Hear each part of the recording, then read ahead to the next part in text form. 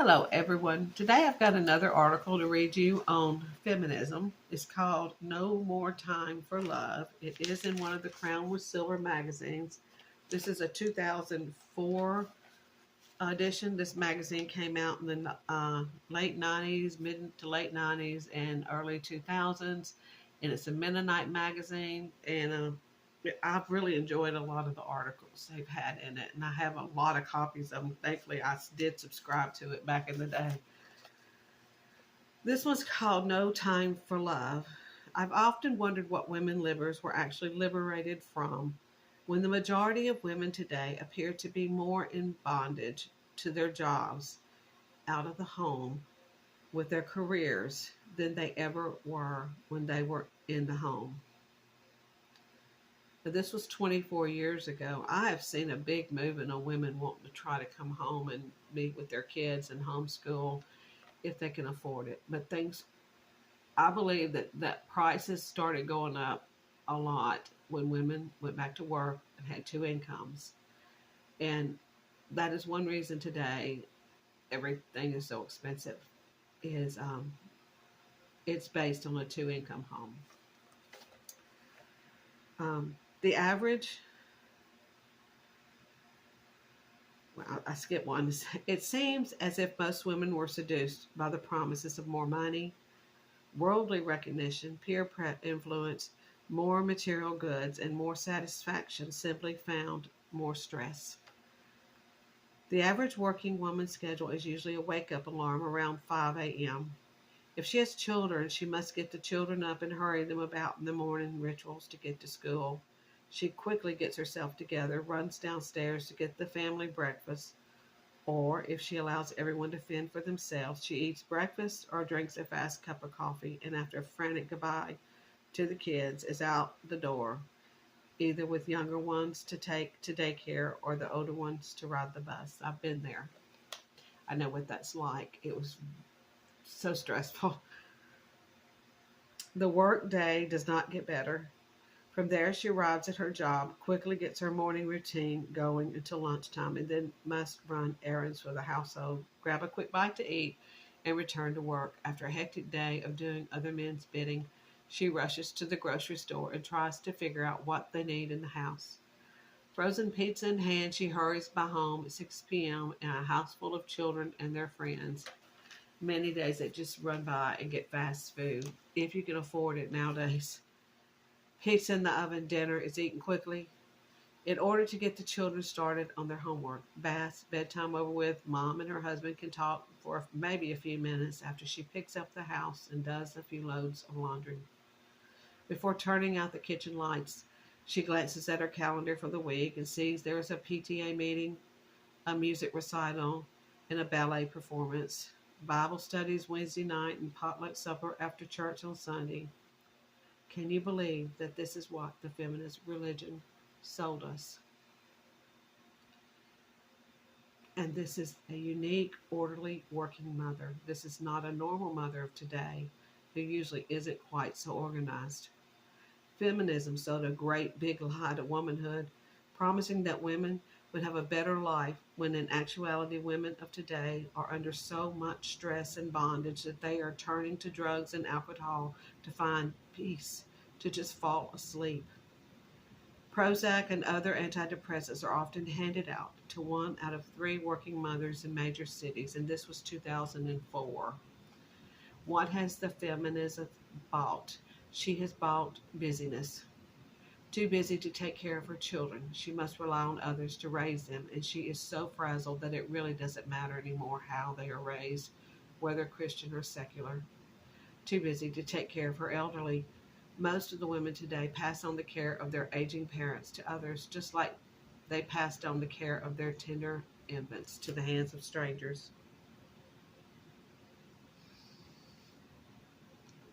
Too busy to show the love of Christ to those who are sick or who are ailing or who are those who are lonely and hurting. Many pat themselves on the back for going to church one day a week and then walk away believing that this will allow them to go by the title Christian. They haven't learned yet that true religion is to visit the orphans and widows in their affliction and to keep one sit unspotted from the world. James 1. too busy to love their husbands and children as the Lord commanded women to learn to do, not realizing that spending maybe 1 hour with children a day would be considered neglect under any other circumstance. They are always trying to find quality time with their children when they know deep in their hearts that time for them is truly non existent. But now they have to work to pay for all the material objects that they have gotten themselves in debt with. There's no going back. The Word of God tells women in Titus 2 to be keepers at home. In a feminist world, this may be looked down upon, but to a woman who truly wants to abide in Him and follow God's commands, we can also look at the feminist career's life and see the emptiness of this disobedience. Many believing women have come to the conclusion that working outside the home is a sin, as they believe that it breaks the admonishment in Titus 2 for women to stay home. If indeed it is a sin, what does sin usually do? First, it seduces us. Sin is always temptation into the beginning. It has to look good, or we wouldn't do it. Would we? For example, take the mother who has 3 children in 4 years. She's tired of playing nursemaid to 3 demanding children, and when a friend of hers tells her that she has an opening where she works, she jumps at that opportunity. There she finds people who do appreciate her. She gets all the pats on the back that she needs. But what has she exchanged by eating this forbidden fruit? She has put aside her God-given calling of motherhood, placed her children in the hands of paid strangers who will not love them, and leaves her home in order to make money. In a way, the temptation has caused her to sell her soul and the souls of her children for the almighty dollar. Once this sin takes root in her heart and life, she will probably always give her life to this new God-named career and get stuck forever in the workforce and unknowingly join all the rest of the working mothers who blindly neglect their children and have their hearts singed and hardened with the desire for money. Now, this may sound as if all working mothers are wicked ones. That's not true at all. Please understand that there are many dear ones who are stuck where they are in the workforce but want to come home from more than anything. Oh, our hearts go out to them. The truth is that women today have been brought up that careerism is normal, and it's now our culture that women are to be the breadwinners right alongside their husbands. But as God brings the beloved to Him and opens their eyes to the need of the children, the husband of family, He shows us that we must be faithful to pray and seek Him when God is faithful as we are obedient to Him. We'll stop right there. This is not calling women who work bad. We were sold this in our day and time that that's what we were to do. And I agree. When you go to work, you do good work, you get awards, you get a pay raise, all these things. You don't get that at home. What you get at home comes from something higher, though. A lot of times, though, our husbands weren't raised that way, that a woman should stay home and raise her family. And he gets bitter that you're home all day with the kids or you're at home, but your job is to keep the work done so he doesn't have to. And I think a lot of times when he comes home, he should help. Maybe he needs to rest and unwind because he's been out there in all this mess. And I know that you as a wife have been with the kids all day. You might need a break to go into your bathroom and get a shower and read your Bible and all these things. I usually always got up early to do those things before they even got up, and that was my time. And when they napped, when they were younger, I always read to them when they were napping, and I took one then too. I mean, I just had to. I was so tired. But that's your time, and I loved being with my kids. It wasn't always a bed of roses, but I loved being with my kids. Just wanted to say that. She said she received many letters of how graciousness of God brought them home through miraculous stories of how their husbands received raises and new jobs with more money and also how God changed their hearts so they were able to learn to live within their means and on their husband's salary. While it's so important that women are keepers at home, the children need their mothers. They need mothers who will attend to their need and who will love them. Just remember that 1 Corinthians 13:4-7, love takes time. How do we love our children? And let's see what 1 Corinthians says about it. Love means we are patient with our children.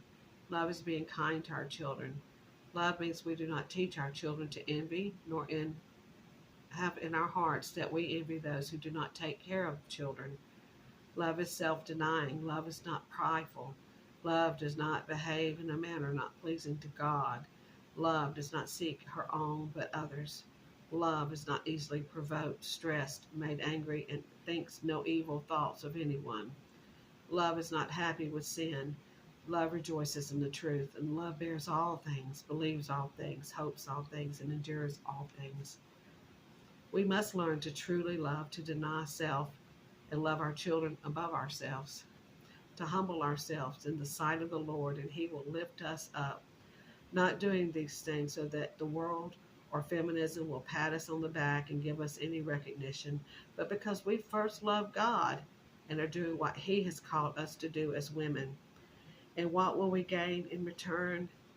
Joy and peace as the world has never known or cannot comprehend. I don't know if women can be home today with the prices of food.